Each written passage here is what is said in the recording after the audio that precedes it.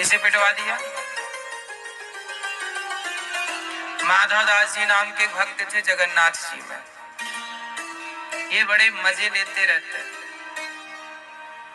सम्मान मिले तो कृपा समझिएगा और अपमान मिले तो भी कृपा।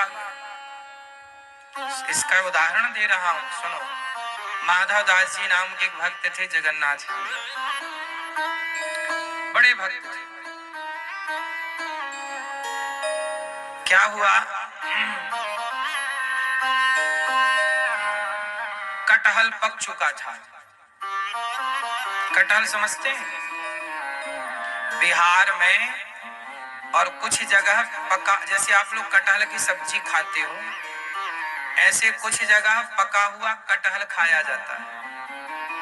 कटहल जब पक जाता है ना, अच्छी खुशबू आती है उसमें, और पका हुआ कटहल का गूदा खाया जाता है।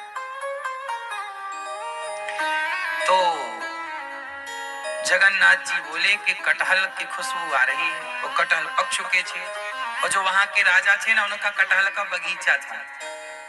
तो भगवान माधव दास जी से बोले कि चलो कटहल खाने चलते हैं। तो भगवान माधव दास जी बोले प्रभु सवेरा होने दो, सवेरे अपन चलेंगे।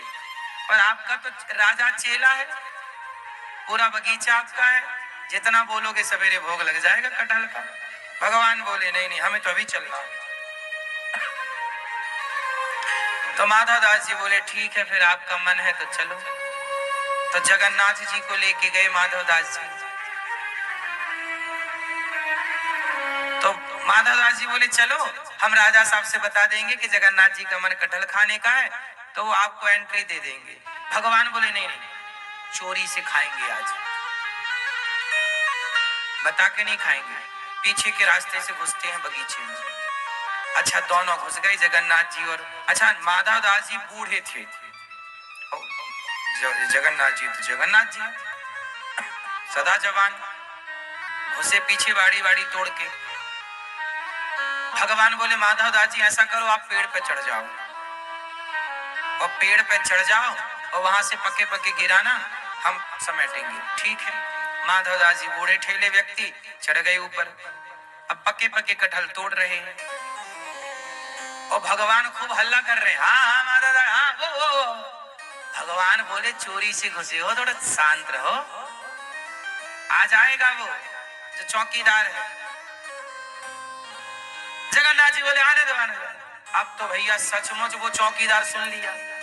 चौकीदार को लगा कोई चोरी हो रही है, और जैसे ही चौकीदार ने सुना कि कहीं कुछ चोरी वोरी चल रही है, धम धम की आवाज, बड़ा बड़ा कटहल गिरे तो आवाज आए।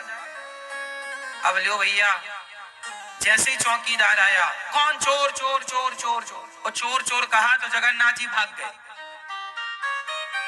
और बूढ़े ठेले माधव दास जी चढ़े, अब माधव दास जी चुप बैठे ऊपर। फिर भी उसने पकड़ लिया, अरे बाबा चोरी कर दिया।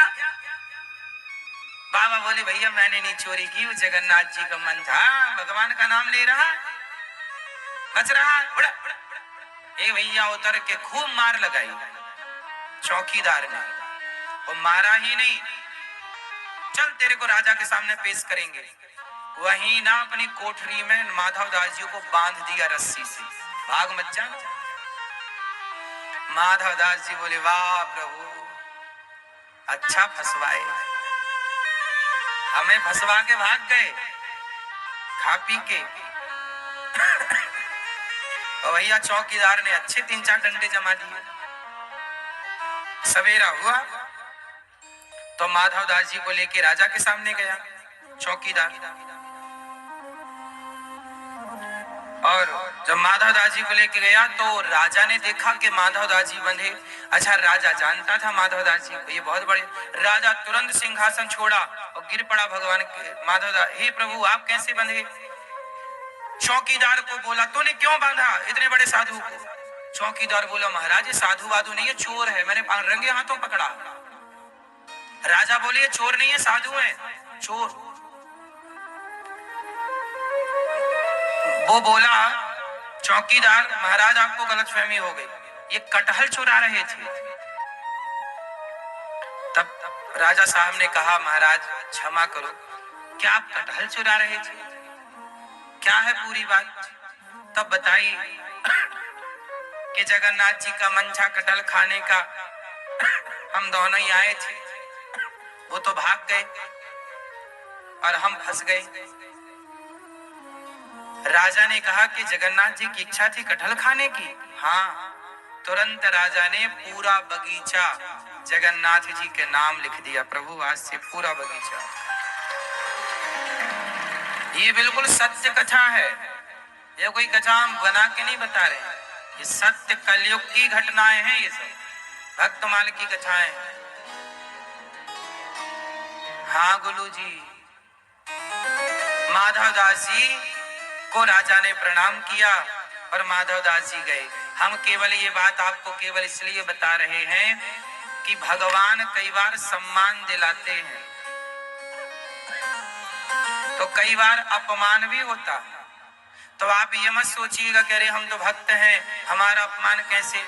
भगवान आनंद लेते हैं। कई बार आपने देखा होगा छोटे बच्चों को हंसाया जाता है, वो हंसते हैं ना तो माँ बाप लोग बड़ा आनंद लेते हैं। और कई बार ना कुछ बच्चों को रुला के लोग आनंद लेते हैं। बोलो हाँ, चिटकोटी काट देंगे बच्चा रोएगा, उसे चिढ़ाएंगे बच्चा रोएगा, तो वो रोता है ना तो भी कुछ लोग आनंद लेते हैं कि भाई बच्चा, चिढ़ाते हैं। बोलो हाँ। तो बच्चे हंसते हैं, हंसने में भी सुख लेते हैं माँ बाप, बच्चे रोते हैं रोने का भी सुख लेते हैं माँ बाप। ऐसे भक्त के हंसने, भक्त के रोने का, दोनों का सुख भगवान लेते हैं।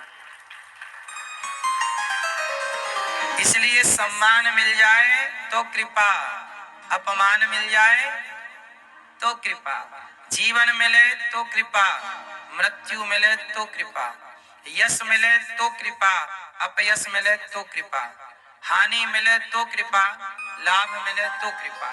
जो हर परिस्थिति में कृपा का अनुभव करता है वही भक्त होता है। वही भक्त की परिभाषा, सीधी परिभाषा है भक्त की, जो हर परिस्थिति में कृपा का दर्शन करे, जो शिकायत ना हो। अब माधवदास जी ने शिकायत थोड़ी की कि आपने पिटवा दिया। और ये कथा केवल माधवदास जी की नहीं, कितने भक्त हैं जिनकी खूब पिटाई हुई, नहीं हुई। और की तो छोड़ो, विभीषण की पिटाई हो गई। रावण ने जमाया लात। अच्छा, विभीषण को लात सही मारा कि गलत मारा रावण ने? हैं? क्यों? ठीक पड़े कि नहीं? ठीक पड़े विभीषण को। क्यों? क्योंकि बिना लात खाए ये राम की शरण में जाते ही नहीं। कुछ लोग ठोकर खा के ही ठाकुर की शरण में आते हैं। ठोकर ना लगती तो विभीषण राम के पास नहीं आते। अच्छा, रावण बहुत समझदार है। रावण जान गया कि लंका आगे यही संभालेगा विभीषण, क्योंकि हम तो सब लड़ मर के चले जाएंगे, मोक्ष पालेंगे ना राम के हाथों। विभीषण बार बार रावण डांट रहा है, अपमानित कर रहा, जलील कर रहा, पर विभीषण जा ही नहीं रहे। विभीषण का भी लगाव लंका में था, अटैचमेंट तो था ही, वरना हनुमान जी जब आए थे समझाने तभी चले जाते कि हनुमान जी हमें भी ले चलो। नहीं नहीं, हम नहीं जाएंगे। तो मना कर दिया। रावण बोला कि भाई ये तो जा ही नहीं रहा, कैसे जाएगा? तो बोले बातों से नहीं जा रहा है, लातों से जाएगा। तब रावण ने एक लात जमाई और विभीषण जब लात खाए तब रावण जबहि विभीषण त्यागा, भयं विभव बिनु तबहि अभागा। अस कही चला विभीषण जबहि, आयुहीन भय सब तबहि, साधु अवज्ञा तुरत भवानी। रावण ने लात मारा, ये तो विभीषण के लिए भलाई थी, पर रावण के लिए नुकसान हो गया। रावण उसी क्षण अभागी हो गया जब उसने एक भक्त का अपमान कर दिया। सही है। हम आपको ये सारी बातें सिर्फ इसलिए बता रहे हैं कि अपमान भी आएगा, गालियां भी आएंगी। आप साधु हो, भक्त हो, इसका मतलब ये नहीं कि आपका केवल सम्मान होगा।